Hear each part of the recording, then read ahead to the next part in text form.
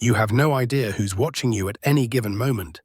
That's what Zoe's mother used to say, half warning, half encouragement. But on this particular morning, those words would echo louder than ever before.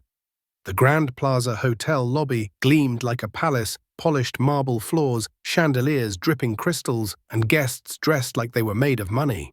Zoe, in her cleaning uniform, moved quietly with mop and bucket in hand. She knew the rules. Rule number 1, never use your phone while on shift. Rule number 2, especially not in the lobby. Richards, the manager, made sure the cleaning crew understood that clearly, and Zoe had always complied. Until today. Her phone vibrated in her apron pocket. The screen flashed a number from overseas. Her heart skipped. Amsterdam. Zoe's breath caught in her throat. She had applied 6 times for a scholarship to a master's program in linguistics there. 6 times she'd been turned away. And now, after all the waiting, all the rejection, that number was calling her. She hesitated. Guests passed by. Her mop sat idle. A bellhop gave her a side glance. Still, she ducked behind the nearest marble column and whispered, "Just one moment, please." She answered Zoe Johnson. The voice on the other end spoke in crisp, formal Dutch. It was Professor Van Hchten. Zoe's entire posture shifted. She straightened as if called to attention, and without hesitation, she responded in flawless Dutch. Their conversation danced through scholarship details, academic records, even a last-minute hiccup with her motivation letter. She explained the issue fluidly, articulating concern, humility, and dedication with native-like cadence. But then sudden silence. Zoe noticed it before she saw them. The faint hush of the lobby, as if time itself paused. She turned slightly. Just a few feet away stood Richard Coleman. The Richard Coleman, billionaire, CEO of the Grand Plaza Hotel chain. And beside him, eyes narrow with indignation, was manager Richards. Zoe froze. "I need to go," she whispered in Dutch. "I'll call later." "Thank you." She ended the call and turned back to her duties, but it was too late. "Johnson." "In my office. Now." The command sliced through the air like a blade. Guests turned briefly, then resumed their conversations, unaware that a tectonic shift had just begun beneath the polished surface of this opulent hotel. As Zoe made the long walk toward the basement-level office, every step felt like judgment. Some colleagues watched with sympathy. Others didn't bother hiding their smirks. It was no secret Zoe, at 29, was the only black woman in housekeeping with a college degree, and the only one who seemed to make management nervous. The moment the door shut behind her, Richards unleashed. "You know the rules. No phones during working hours, especially not in the lobby." Zoe opened her mouth but said nothing. There was no point. "And what was that?" Richards sneered. "French Dutch," Zoe corrected instinctively, then regretted it instantly. "I don't care if it was Martian," Richards barked. Mr. Coleman just witnessed a cleaning lady ignoring her duties, babbling in a foreign language like she's the ambassador to Belgium. The injustice hit Zoe like acid on skin. She had watched receptionists take personal calls daily, laughing, scrolling, sometimes even flirting without reprimand. But for Zoe, one whispered call in Dutch was a fireable offense. Richards leaned closer, voice dripping venom. "You're being reassigned to the convention center restrooms. 3 months. Maybe there you can practice all your languages without embarrassing the hotel." Zoe felt her stomach twist. That area meant grueling shifts cleaning, after massive events, 0 tips, and no air conditioning. She wanted to protest, but she knew how it worked. You can go, and be thankful you're not fired. That night, in a cramped apartment, she shared with 2 nurses. Zoe sat motionless on the worn-out couch. Her linguistics degree hung crookedly above her desk next to international language certificates that had cost her years to earn. She had done everything right. Worked hard, stayed quiet, been patient, and yet her value was still invisible. Or so she thought. Somewhere upstairs behind penthouse doors and expensive suits, someone had heard her, and someone wasn't going to forget what he heard. Morning arrived, but its light brought no warmth. The air felt heavier than usual as Zoe tied her apron and slipped on her shoes in silence. She knew what the day would bring: harsh fluorescent lights, the stink of industrial disinfectant, and the near-constant echo of flushes and footsteps from the convention center's overused restrooms. But what she didn't expect was the quiet humiliation that began the moment she stepped into the break room. Conversations halted. Eyes flicked her way, then darted back to their coffee cups or mops. Pity from some, smug satisfaction from others. Her reassignment had traveled fast. She made her way to the locker area. A note taped to her locker read, "Try speaking Martian in the bathrooms now." No signature, no surprise. Zoe peeled it off without a word. She wasn't going to give them the satisfaction. The hours crawled. The convention center was packed: suits, stilettos, suitcases. Zoe kept her head down, her gloves on, and her focus sharp. But her mind wandered constantly. To the phone call, to Coleman's stare, to the question lingering in the air: had he heard what she said? Had he understood? It was a cruel irony. 6 years working in one of the most luxurious hotels on the East Coast, cleaning rooms and scrubbing floors, while sending resume after resume to departments that never responded. 12 internal transfer applications, each one rejected without explanation. Manager Richards always said, "We need people who fit the brand." Apparently speaking 6 languages and having a degree from Georgetown didn't fit. That night, back in her apartment, Zoe sat on the edge of her narrow bed, knees pulled to her chest. Her roommate Lana noticed the puffiness around Zoe's eyes but didn't press. Instead, she offered a mug of warm tea and said, "You're stronger than they know. Just wait." Zoe stared at the wall. Her degree hung beside a map of the world, pins marking all the places she dreamed of working: Tokyo, Geneva, Cape Town, Amsterdam. Places where multilingual talent was a treasure, not a threat. She closed her eyes and whispered, "Just give me one chance." The next morning, her shift began early. She walked through the service entrance uniform, pressed hair tied back neatly. No matter how much they tried to demean her, Zoe clung to professionalism like armor. As she passed the lobby toward the service elevators, she heard her name. Zoe Johnson called Jennifer the head receptionist.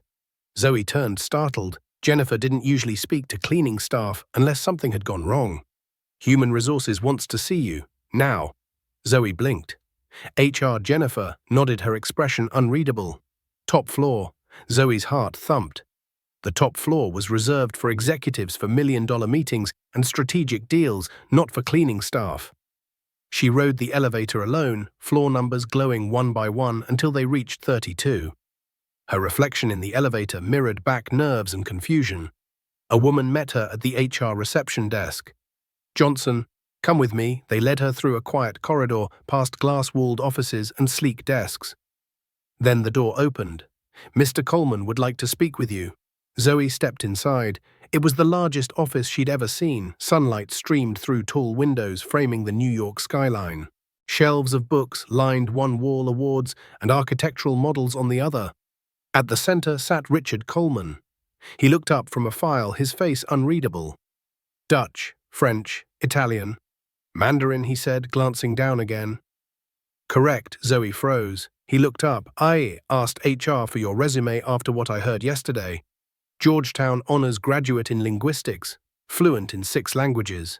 Working here 6 years. Cleaning." She swallowed, stunned. "I don't believe in coincidences," Ms. Johnson Coleman continued. That call wasn't a disruption. It was a revelation. The silence that followed wasn't oppressive. It was electric. Something was changing, and this time the door wasn't closing. It was opening. Zoe sat on the edge of the luxurious leather chair across from Richard Coleman, her back straight, legs still, hands folded neatly on her lap.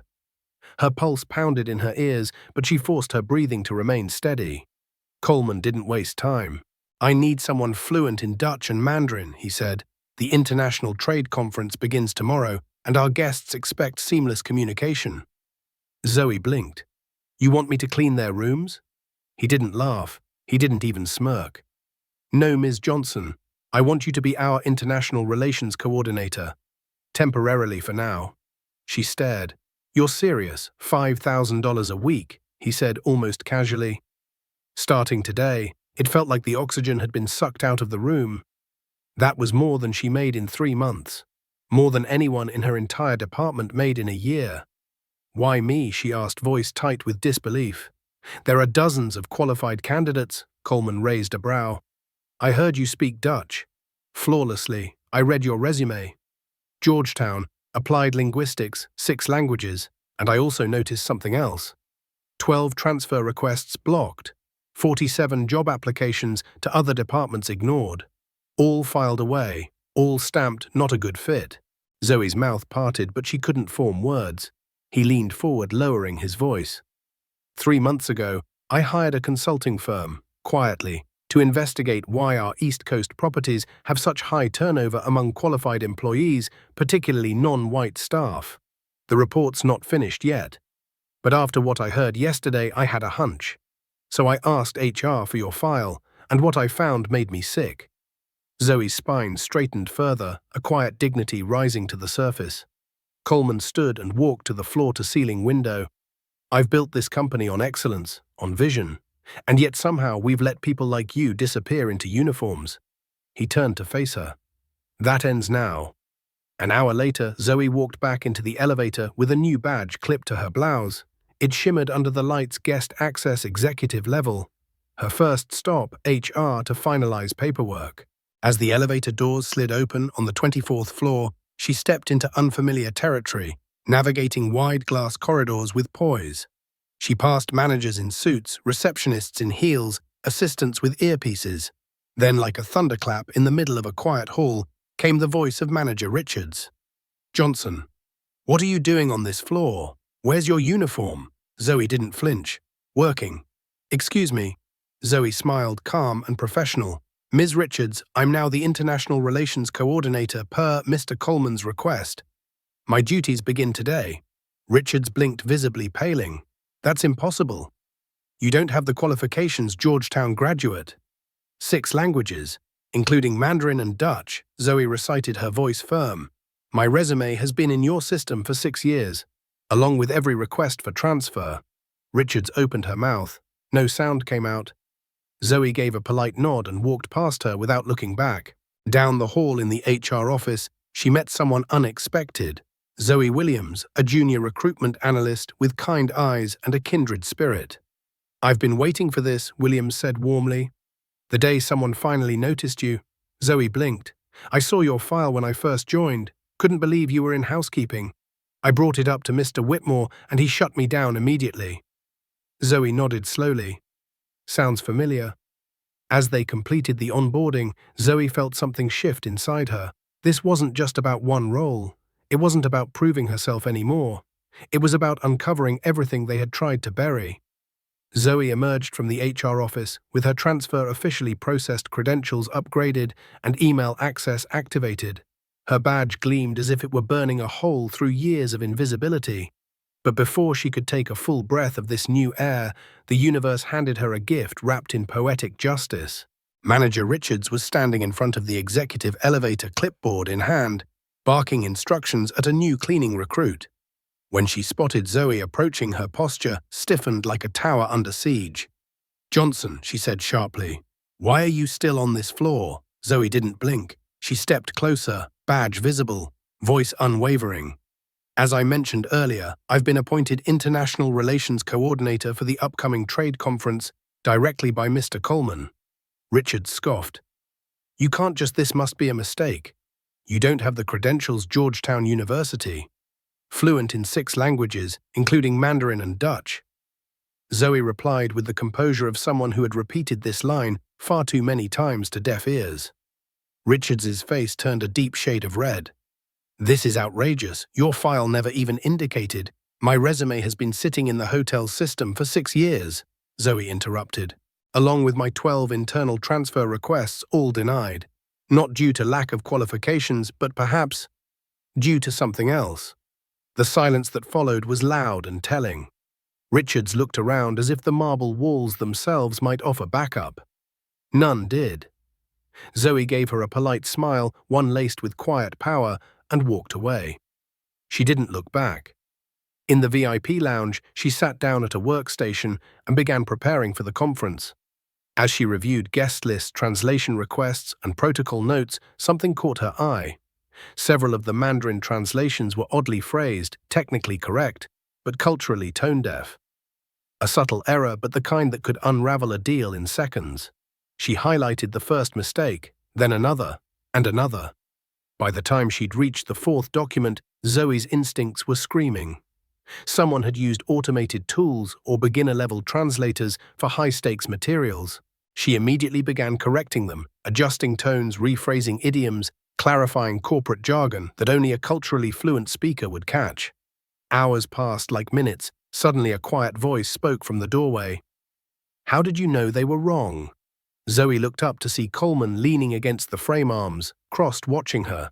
She pointed at a phrase. This line refers to a strategic partnership, but the term used here could be interpreted as temporary cooperation for profit, which could be offensive in formal Chinese negotiations. It lacks nuance. He nodded, walking toward her. "Whitmore assured me these were translated by certified experts." Zoe gave a measured look. "Then Mr. Whitmore never checked the source, or the certifications." Coleman's jaw tightened. Noted, he left as quietly as he had arrived, but the silence he left behind wasn't uncomfortable, it was filled with potential. Later that evening, as she packed up to leave, Zoe passed the front desk where the night receptionist handed her a folder. Special access for the next 3 days. Mr. Coleman's instructions. Inside were credentials for executive rooms, access codes for high-level conference systems, and her new job description typed neatly with her name in bold. She stared at it for a moment. It was real. It was finally real. The morning of the international conference arrived with the nervous buzz of diplomats, interpreters, and luxury-clad executives floating through the Grand Plaza like it was a G7 summit. Zoe, in a navy blue suit, crisp with confidence, walked the marble halls like she belonged, because now she did. The ballroom was already alive with preparations. Tablets beeped, tech teams, whispered trays of imported refreshments rolled in. But Zoe had eyes only for one thing, the final stack of translated materials meant for the Dutch and Chinese delegations. She flipped through them quickly, her linguistic instincts prickling like static electricity. And there it was again. Inaccurate syntax, misapplied idioms, terminology pulled from automated translation platforms with zero regard for cultural nuance. One line in Mandarin, a phrase meant to express long-term strategic alliance, was translated into something closer to temporary shared interests. In Chinese business culture, that could be perceived as insulting, or at the very least, unserious. Zoe didn't hesitate. She opened her laptop and got to work. 1 hour, then 2. She rewrote full pages of translated dialogue, revised partnership proposals, and restructured entire introductory speeches. Her screen lit up with clarity and precision. Her keyboard sang. Then a voice behind her broke the rhythm. "You're rewriting the entire brief?" Coleman asked, watching from the doorway. Zoe turned calm and unflustered. The Mandarin versions were riddled with mistakes. Cultural misfires, inaccurate phrasing. Whoever did this understands vocabulary but not diplomacy. Coleman stepped closer. "Whitmore told me he hired the best. At great cost." "He didn't," Zoe said flatly. She clicked a tab and pulled up the original translation notes. This wasn't done by a certified translator. The phrasing indicates someone self-taught, likely a beginner. What's worse, these same patterns appear across past documents used in prior conferences. Coleman narrowed his eyes. "You're telling me this wasn't just a one-time issue?" Zoe didn't answer with words. She simply turned her screen toward him, an email from a previous event organizer dated 2 years ago describing a failed deal with Korean investors due to linguistic misunderstandings. Zoe had traced the document back to the same translator. "I reviewed 5 other sets. Same structure, same flawed syntax, same contractor." Coleman stood silent for a long moment, then muttered, "And Whitmore signed off on all of them." Zoe nodded. "I believe the contractor is his niece." Her name appeared on the last invoice. No listed certifications, no formal credentials. Yet the hotel paid her company triple the standard market rate. Coleman's face darkened. "You're sure Zoe opened another file? She lists herself as certified by Peking University. I contacted them this morning. They have no record of her." The room fell completely silent. Coleman exhaled slowly, running a hand through his hair. "How many deals have we lost because of this?" Zoe didn't answer. The numbers were already in the reports. All they had to do was look. Just then a knock came at the door. Zoe Williams from HR stepped in, face pale but resolute. "Mr. Coleman," she said, "I found something you'll want to see."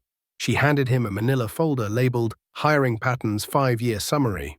Inside were spreadsheets, charts, emails, conclusive evidence of systematic rejections of qualified non-white applicants, especially women, particularly for executive-facing roles. Names, dates, interview notes, rejection reasons like not the right cultural fit or lacks polish scribbled beside resumes from Ivy League graduates. Coleman's jaw clenched. I need to see everything he said. Now. And just like that, the stakes had shifted. This was no longer about one bad translation, this was about a machine, one built to reward incompetence as long as it wore the right face and to bury brilliance when it didn't.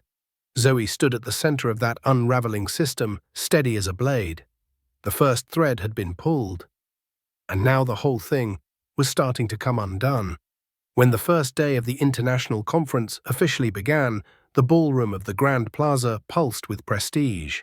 Banners in Dutch Mandarin and English hung from crystal chandeliers. Delegates arrived in waves, elegant, confident, carrying the weight of deals yet to be signed. Zoe didn't just blend in, she commanded attention. Gliding between the Dutch and Chinese delegations, she switched languages as fluidly as a conductor guiding a symphony. Mandarin for a logistics miscommunication, Dutch for a protocol question, English for synthesis. Executives leaned in as she mediated, facilitating conversations that would have taken weeks to navigate without her.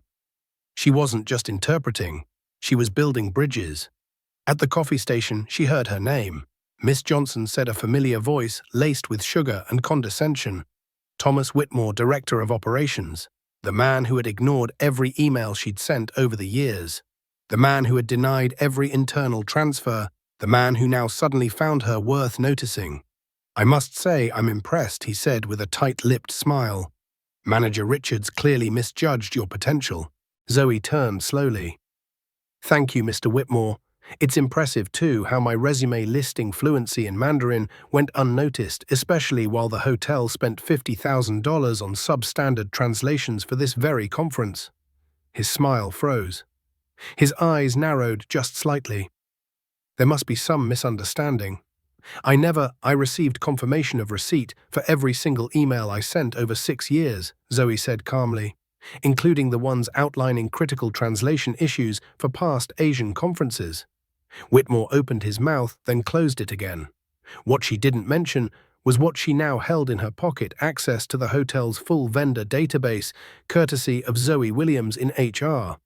It showed that the translation company in question, used repeatedly and overpaid massively, was registered under Whitmore's niece. And that niece, no experience, no credentials, just connections. That afternoon, Zoe met with Coleman in a quiet lounge above the ballroom. The translated documents were swapped, she told him. My corrected versions were removed and replaced with flawed copies. Again. Coleman's expression hardened. Do you have proof? She opened her tablet. Screenshots, timestamps, backup files, a record of every change and every person who accessed the system. And the translator, he asked, same as before, Ashley Whitmore. Coleman stood slowly. Are you absolutely certain? I confirmed with Peking University. Her claimed certification is fake. I even have the email response from the registrar. Coleman said nothing for a moment, then he reached for his phone. I want every department head in the executive auditorium in 1 hour. Emergency meeting, full attendance. Zoe watched as the wheels began to turn, faster than before, harder, irreversibly. What she had initiated first with a phone call in Dutch was now becoming a storm. That evening in the VIP lounge, one of the Dutch businessmen paused mid-conversation. Wait, aren't you the Zoe Johnson who published that paper on linguistic variation in business communication? Zoe blinked. You've read that I've cited it twice, he said, gesturing to colleagues. She's brilliant. Others gathered around her, curious, intrigued. Business cards exchanged hands. One man even asked if she would consider consulting on a European contract negotiation. Across the room, Whitmore stood stiffly, eyes watching everything he was no longer in control of. What he didn't know was that Zoe wasn't just shining in that moment. She was building a case, one woven from contracts, data silences and receipts. Not just against him, but against the entire system he had benefited from. The morning of the 4th day arrived, and with it a ripple of unease that danced through the polished corridors of the Grand Plaza. The Dutch delegation was prepared to sign a multi-million-dollar contract. but whispers of inconsistencies in the translations began surfacing. Zoe felt the tension the moment she stepped into the lobby. Then she saw it. Whitmore guiding a young woman barely out of college, judging by the nervous energy radiating off her toward the executive elevators. In her hands, she clutched a folder labeled Master Contract, Final Translation. The last name on her badge stopped Zoe in her tracks, Whitmore. As the two passed, Zoe casually glanced at the visible pages inside the folder. Her heart dropped. The same errors, again. Without wasting a second, she turned on her heel and made her way to Coleman's office. Determination boiling beneath her calm exterior. She didn't knock. She didn't hesitate. "Mr. Coleman," she said, entering. "You need to see this now." Coleman looked up from a stack of reports, surprised by her urgency. "What's going on?" Whitmore is replacing the corrected translations with flawed versions prepared by his niece. "Again," Zoe said, holding up her phone. "I have screenshots, backups, and timestamps from the internal system." She placed her tablet on his desk and began scrolling, each slide more damning than the last email's system logs file comparisons. Coleman's face hardened. "Are you absolutely sure I documented everything? What's more, I found payment records. His niece's company was paid 3 times above market rate. Meanwhile, qualified candidates like myself were blocked again and again." As if summoned by confrontation itself, Zoe Williams from HR rushed in, clutching a manila folder. "Mr. Coleman, sorry to interrupt, but I found something you need to see immediately." She handed him the folder. Coleman opened it and flipped through pages, hiring records, demographic charts, rejection patterns. A 5-year snapshot that told a story even uglier than he imagined. Systematic rejections of qualified non-white candidates, particularly women, Williams summarized, especially in departments reporting to Whitmore and Richards. Coleman's jaw tightened. The outside investigation hinted at this, but this is calculated. Just then the office door swung open again. Whitmore strode in, breezy and oblivious. "Richard," he said with a forced grin, "the Dutch are ready to sign." But they mentioned something odd in the translation phrasing. "I think Johnson may have mixed something up." The room fell deathly still. Coleman rose from his chair, slowly walked to the door and shut it. Hard, then turned to face him. "Thomas," he said, voice ice cold, "I'm reviewing $50,000 payments made to a translation contractor with no credentials, all while someone fluent in both Mandarin and Dutch has been cleaning bathrooms." Whitmore's face blanched. I don't know what you're talking about. We hired—" "Your niece," Coleman interrupted. "0 experience, false certifications, triple billing rates, and now a replacement of accurate translations with flawed ones again." Zoe laid one final document on the desk, a printout of the email confirmation from Peking University, stating Ashley Whitmore had never received any certification. Whitmore's expression snapped. All charm evaporated. "You're nobody," he hissed at Zoe, voice rising. "A cleaning lady who thinks she can play with the big boys." Zoe didn't flinch. PhD in Applied Linguistics. Georgetown. 6 international publications. "All in your HR files for years," she said, voice steady as stone. Coleman stepped forward. "I've called an emergency board meeting in 30 minutes. By then I expect your resignation letter on my desk." Whitmore let out a short, incredulous laugh. "You can't be serious over this." Coleman's eyes narrowed. "Choose your next words with extreme care." 30 minutes later, the auditorium was packed. Executives, managers, department heads, delegates from the Dutch and Chinese conferences sitting in the front row, curious about the sudden summons. Zoe sat beside Coleman. This wasn't just about a contractor, this was about a system. And it was about to come undone, publicly, finally, and completely. The executive auditorium, normally reserved for quarterly briefings and holiday receptions, was now a war room. Silence reigned as Richard Coleman stepped onto the stage, his footsteps echoing against the polished oak floor. He didn't need to clear his throat. He didn't need to demand attention. He had it. Behind him, a screen flickered to life with a title slide. "Systemic Failures, a Transparency, Briefing, Ladies and Gentlemen."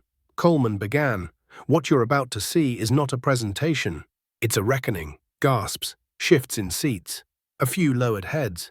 "Today we uncover a pattern of discrimination, nepotism, and willful incompetence that has not only undermined the integrity of this institution, but has also cost us financially and morally. Slides advanced. Charts displaying hiring data appeared at comparisons between applicant qualifications and final hiring decisions. A bar graph starkly showed how non-white candidates, particularly women, were consistently denied advancement despite having equal or higher credentials than those hired. Then came the invoice slides, 3 different contracts, paid to the same translation company, Ashley Whitmore's showing rates triple the market average. In the front row, the Dutch and Chinese delegates watched silently, their expressions unreadable. Over the last 5 years, Coleman continued qualified multilingual employees were passed over, ignored, silenced. Meanwhile, we were paying inflated prices for services that endangered million-dollar negotiations. The screen shifted to images of side-by-side translations, one version with Zoe's corrections, the other with Ashley's mistakes highlighted in red. Zoe sat beside him, composed, eyes forward. No smugness, no satisfaction, just quiet justice. And yet Coleman said, turning to the crowd, one employee, known to many of you only as the cleaning lady, stepped in and corrected what an entire department overlooked. He paused. Ms. Johnson prevented a diplomatic disaster. She preserved our reputation, and she exposed a chain of negligence that stops today. Murmurs. Stunned silence. Effective immediately, Thomas Whitmore has been terminated for cause. A security guard appeared at the side of the room. Whitmore, seated toward the back, paled. Sarah Richards has been suspended pending an investigation into her role in these failures. Richards, sitting with department heads, stared down at the floor, her face drained of color. Coleman nodded toward the screen again. Beginning next week, we will conduct a full audit of all hiring and promotion decisions over the past 5 years. Every file, every interview, every email. We will correct every injustice uncovered, no matter how far back it goes. Then, for the first time, his expression softened. And I am honored to announce that Dr. Zoe Johnson will now serve as our new Global Director of Internal Communications, overseeing all multilingual operations across our entire hotel network. Applause began quietly. From the back rows where the cleaning staff sat in their uniforms, hands clutched together, eyes glassy. Then louder, until even some executives rose to their feet. Zoe stood slowly, her heart thudding like a drum. She gave a small nod, acknowledging them all, not with pride but with gratitude. She saw Whitmore being escorted out of the room, his face contorted in a cocktail of rage and disbelief. As he passed Zoe, he spat under his breath. "You won't last a month." Zoe didn't blink. Inside her blazer pocket, a small recording device captured the comment. The same one she had used to record every threat, every whispered insult, every moment of unveiled hatred since the moment she accepted this role. That night alone in her new office, with floor-to-ceiling windows overlooking the Manhattan skyline, Zoe sat back and let the tears fall. Not from sadness, but from release. 6 years of being ignored. 6 years of being called overqualified and then overlooked. 6 years of your resume must have been lost, and you just don't fit our brand. It was over. No, it was just beginning. 6 months later, the view from Zoe's corner office stretched beyond skyscrapers and into the horizon of something much greater change. The gold-plated plaque on her door now read, Dr. Zoe Johnson, Vice President of Diversity and International Relations. But titles weren't what mattered most to her.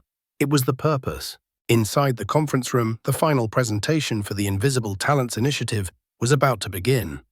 Board members, regional managers, and newly promoted executives filled the seats, some curious, some skeptical, but most quietly hopeful.